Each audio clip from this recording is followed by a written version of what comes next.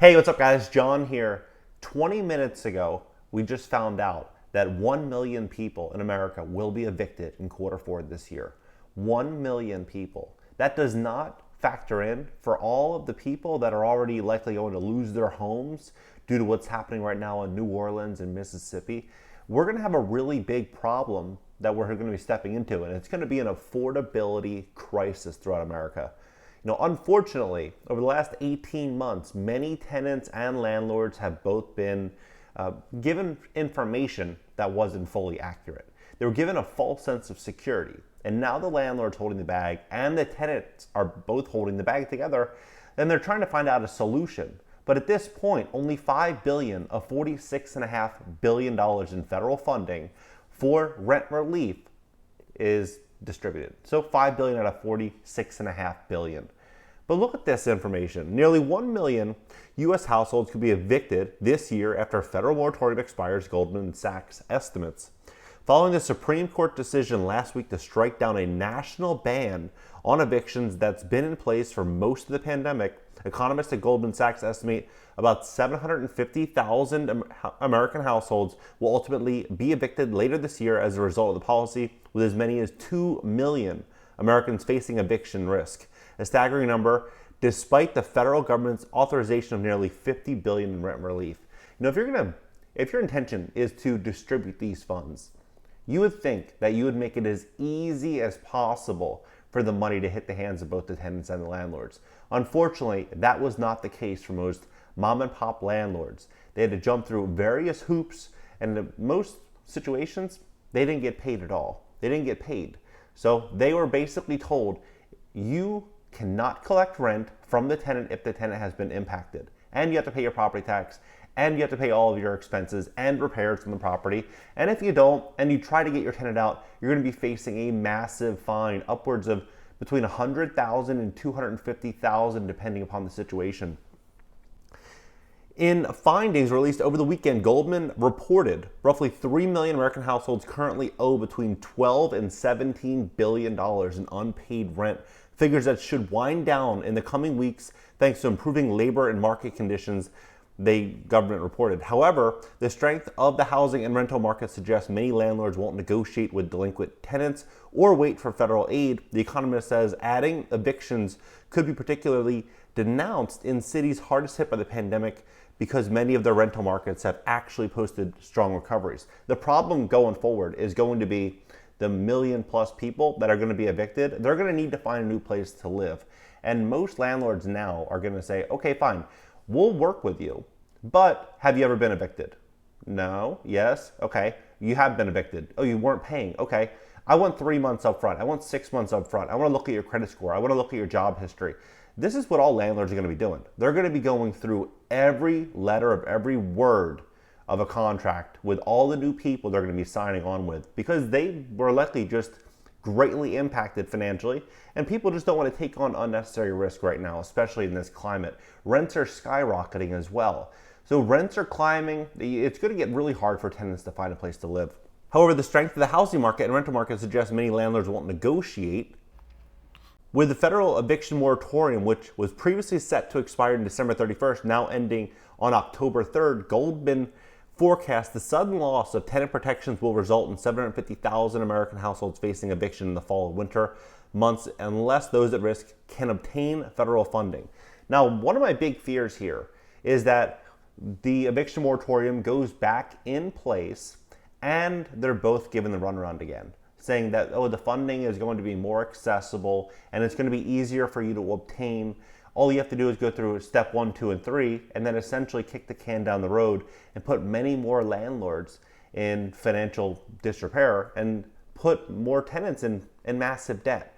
This is something that I hope does not happen, but they keep really mentioning it across all major platforms. They're talking about putting the option of putting more funding in the hands of tenants and landlords and making it more accessible Thus far, only about $25 billion of the $46.5 billion approved by Congress to help stave off evictions during the pandemic has been dispersed to renters, with distributed plateauing at $1.7 billion.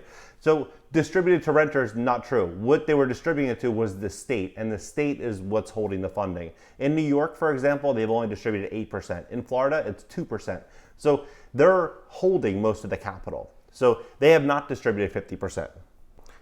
The disappointing slow rollout has been burdened by a significant amount of the information required by both landlords and renters, and economists say forecasting that as many as 2 million households will remain without aid at the start of the fourth quarter, when the last state level eviction bans are set to expire in New York and Washington. Well, they're already talking about extending them in New York, and I do believe that New York and California and some other states are very likely going to continue extending them for this foreseeable future. Eviction bans reduce the spread, in turn preventing an even larger decline in public health and economic activity, The Economist, led by Spencer Hill, wrote Monday. Well, that can be debatable, right? You can say that, but then you also have two groups and two parties now that will likely be in financial disrepair.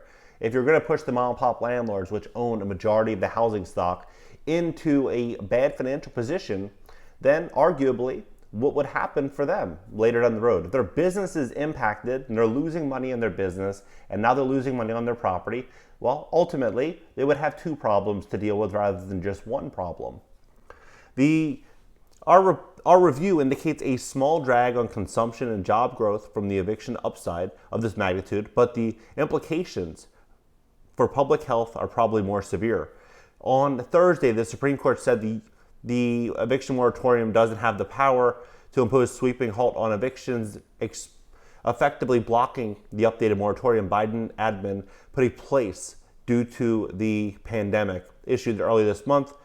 And they renewed the moratorium for landlords that evicting tenants making less than $100,000 annually for non-payment of rent if they live in an area with a high substantial level, which is basically, I was looking at the data, it was like 92 to 95% of America is in that area. So it's not New York, it's not LA and San Fran and Miami and these areas where most people think, okay, well, they're densely populated. No, it's almost everywhere.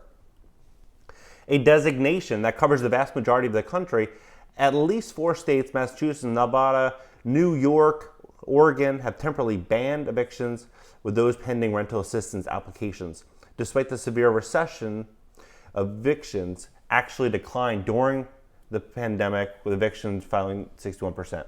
So, what we're going to likely have here going forward is a situation where a lot of leveraged landlords are going to get wiped out. The business model for most landlords, even today still, what I think is going to change though, from today and probably back the last 30 years, was they would buy a property that is underperforming and they would increase the rents.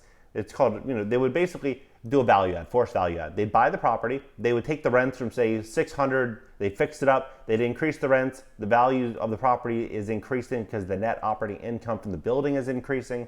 They would take out a bigger loan on the property than the initial loan that they purchased the property with, buy another property and do it over and over and over again and accumulate all these properties. And then ultimately the main formula was at the end the tenants would pay down the debt on the property and the landlord would have a great real estate portfolio and he'd be able to protect and provide for his family due to former investments.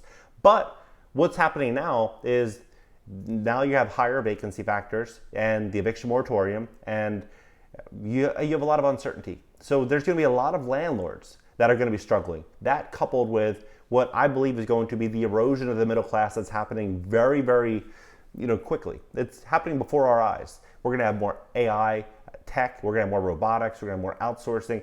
We're going to have a huge change in the economy, which I believe is going to impact affordability over the next 5 years, which will greatly impact leveraged landlords. So what we see here with this eviction moratorium, I believe expedites the pain that's going to be felt throughout the economy. And I think over the next 3 to 4 months, we're going to really start to see a windfall in consumer confidence. And I think people are going to start getting really scared and really concerned about all of the unkept promises. And people are going to be looking for a solution. They're going to be looking for a solution.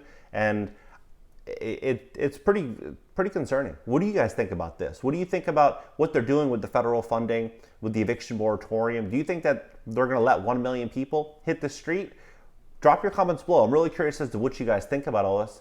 Subscribe, smash that like button. When you hit the like button, YouTube's going to share the content, educate more people about what's really going on.